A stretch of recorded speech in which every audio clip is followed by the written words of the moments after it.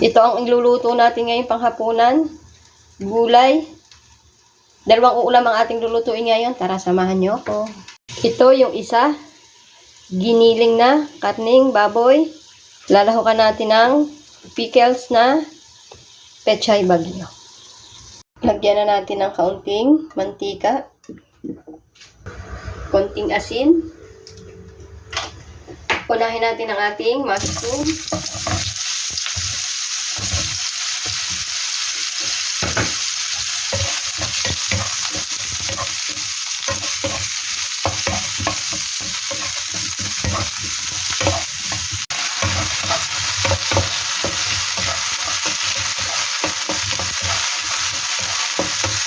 Tamo po, lumalabas ang sarili niyang katas.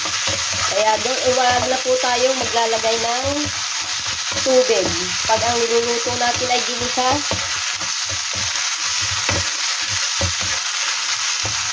saka natin isunod ang ating gulay.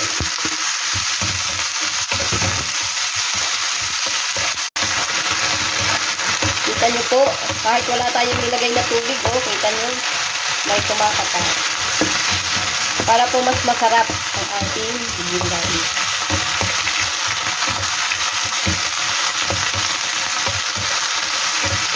Hindi po natin kailangang labog ang ating gulay. Masarap yung matigas-tigas pa.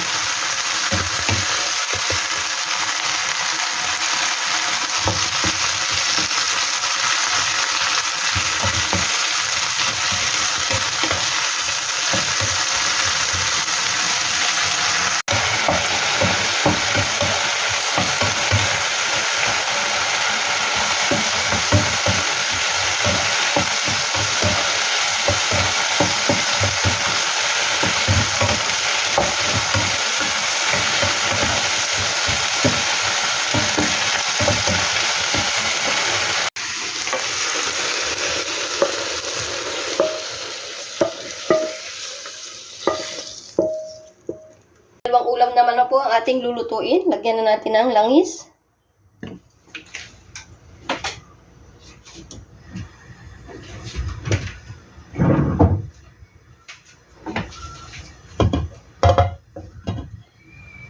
Ilagay na natin ang ating pork. Sangkot ka hanggang.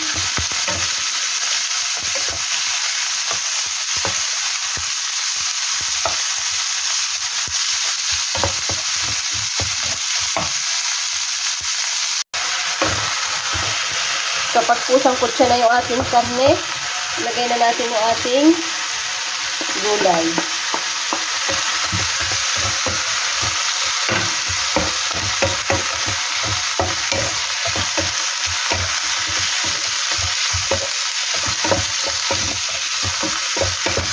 Masarap po itong gulay na to.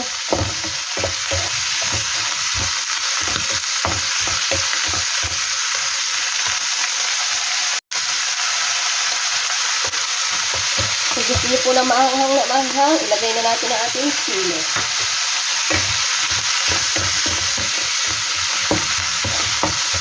Hintayin lang po natin siyang mag-dry ng konti at yan po ay okay na.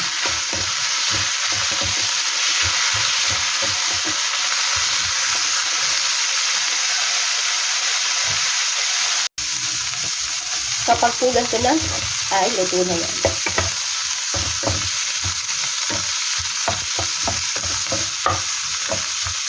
Pwede na i-serve sa hapunan.